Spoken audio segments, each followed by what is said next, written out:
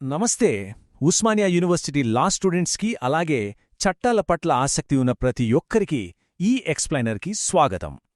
ప్రొఫెసర్గా ఈరోజు నేను మీతో పంచుకోబోయే ఇంట్రెస్టింగ్ టాపిక్ వినియోగదారుల రక్షణ చట్టం 2019లోని యూనిట్ వి. అసలు వినియోగదారులకు న్యాయమెలా జరుగుతుంది, ఒక చిన్న వివాదం ఎలా మొదలవుతుంది, దానివల్ల ఎదురయ్యే క్రిమినల్ పరిణామాలేంటి లాంటి విషయాలన్నీ ఇవాళ మనం చాలా డీటెయిల్డ్గా మాట్లాడుకుందాం. సరే, ఈ సెషన్లో మనం కవర్ చేయబోయే ప్రధాన అంశాలివే: వివాదాల దాఖలు, పరిష్కారాలు, అప్పీళ్లు, నేరాలు మరియు శిక్షలు. ఇంకేమాత్రం ఆలస్యం చేయకుండా మనం మొదటి అంశంలోకి వెళ్ళిపోదాం. మొదటి విభాగం వినియోగదారుల వివాదాన్ని దాఖలు చేయడం అంటే అసలు న్యాయ సాధన కోసం ఒక స్టెప్ ఎలా ముందుకు వెయ్యాలో చూద్దాం. అసలు ఒక లీగల్ ఇష్యూ ఎలా స్టార్ట్ అవుతుందో ఒకసారి ఊహించుకోండి. ముందుగా దానికి ఒక స్పష్టమైన కారణం కావాలి కదా. ఆ తర్వాత కంప్లైంట్ డ్రాఫ్ట్ చేయాలి. దాన్ని డైరెక్ట్గా కోర్టుకు వెళ్లి పేపర్ల రూపంలో ఇవ్వచ్చు, లేదా ఇప్పుడున్న లేటెస్ట్ ఈ దాఖిల్ పోర్టల్ ద్వారా ఇంట్లో కూర్చునే ఫైల్ చేయొచ్చు.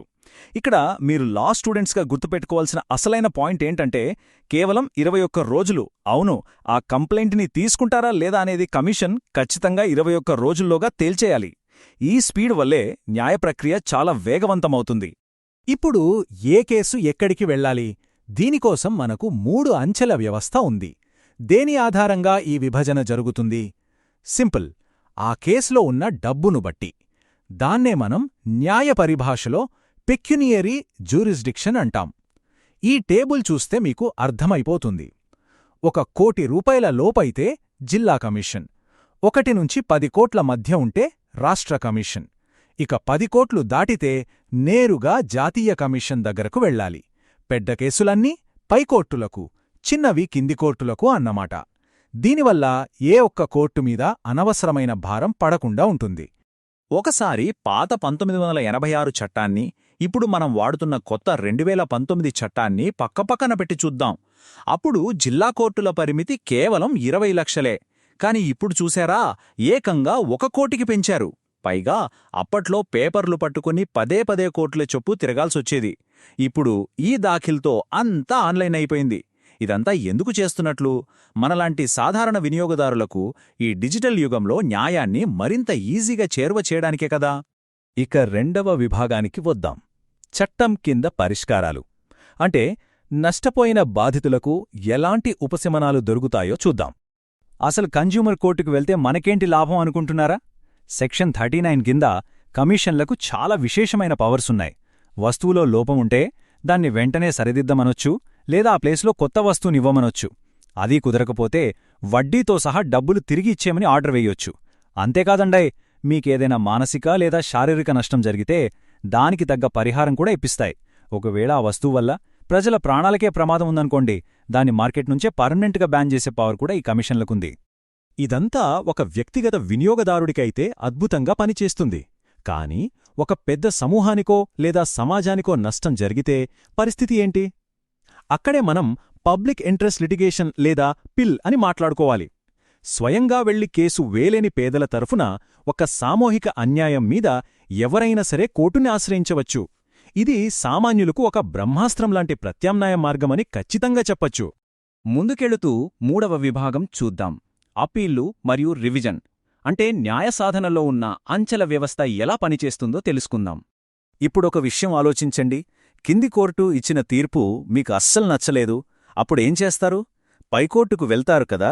కాని ఇక్కడ మీరు గమనించాల్సిన విషయమేంటంటే, దానికి టైం లిమిట్స్ చాలా స్ట్రిక్ట్గా ఉంటాయి సుమా. జిల్లా కమిషన్ తీర్పు ఇచ్చిన 30 రోజుల్లోగా రాష్ట్ర కమిషన్కు, అక్కడ నుండి నెక్స్ట్ 30 రోజుల్లోగా జాతీయ కమిషన్కు, ఇక లాస్ట్గా ఆఖరి 30 రోజుల్లో సుప్రీంకోర్టుకు వెళ్ళాలి. ఎందుకింత టైట్ డెడ్లైన్స్ అంటే, పెద్ద పెద్ద కార్పొరేట్ కంపెనీలు తమ దగ్గర డబ్బుంది కదా అని కేసులను కావాలని సాగదీయకుండా అడ్డుకోవడానికే ఈ 30 రోజుల రూల్. చూడండి, లా స్టూడెంట్స్గా మీరు ఎప్పటికీ మర్చిపోకూడని నెంబరిది: 2 సంవత్సరాలు. సెక్షన్ 69 ప్రకారం మీకు సమస్య వచ్చిన రోజు నుండి కరెక్ట్గా 2 ఏళ్లలోపు ఒరిజినల్ కంప్లైంట్ ఫైల్ చేసి తీరాలి. ఆ గడువు దాటిందంటే న్యాయ భాషలో దాన్ని టైం బార్డ్ అంటారు. ఇక ఆ తర్వాత మీరు ఎంత ప్రయత్నించినా ఏ కమిషన్ కూడా ఆ కేసును పట్టించుకోదు.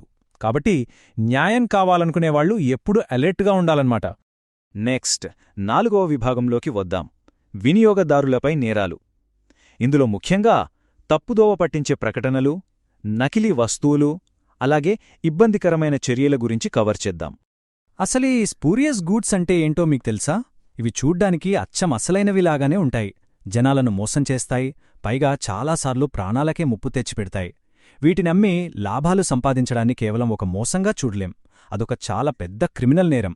ఇలాంటి ప్రాణాంతకమైన వస్తువులను అమ్ముతే సెక్షన్ 91 కింద వాళ్ల బిజినెస్ లైసెన్స్ను పర్మనెంట్గా రద్దు చేసే అంత కఠినమైన పవర్స్ ఈ చట్టంలో ఉన్నాయి. పబ్లిక్ సేఫ్టీ విషయంలో నో కాంప్రమైజ్.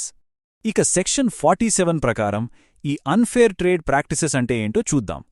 కేవలం నకిలీ వస్తువులమ్మడమే నేరం కాదు, ఉచితం అని చెప్పి మోసం చేయడం, వస్తువు కొన్నాక రషీద్ అదిగితే ఇవ్వనూ పో అనడం, లేదా మార్కెట్లో కృత్రిమ డిమాండ్ పెంచడానికి సరుకుని అక్రమంగా గోడౌన్లలో దాచేయడం, ఇవన్నీ కూడా చట్టవిరుద్ధమే.